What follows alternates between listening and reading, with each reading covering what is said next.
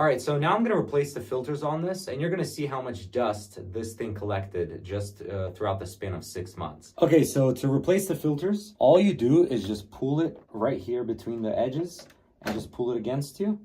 And then you take it down and then just pop it off here with these tabs.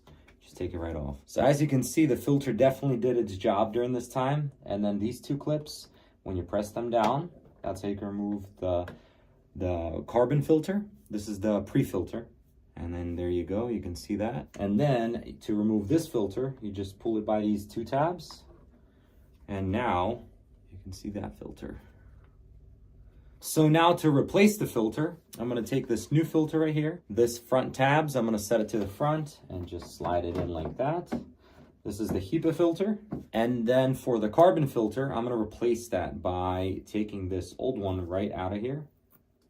There's that. And then I'm gonna quickly go and vacuum this and clean this up. And so now that we have this pre-screen filter cleaned, I'm gonna install the odor charcoal filter, the new one, onto here. So you just put it in between these tabs. So there you go, it's between the tabs. And then what you do is these two tabs go on the top, these two slide on the bottom. Just like that, it clicks into place, and then you can put the cover right back on. So those two tabs on the bottom, just like that.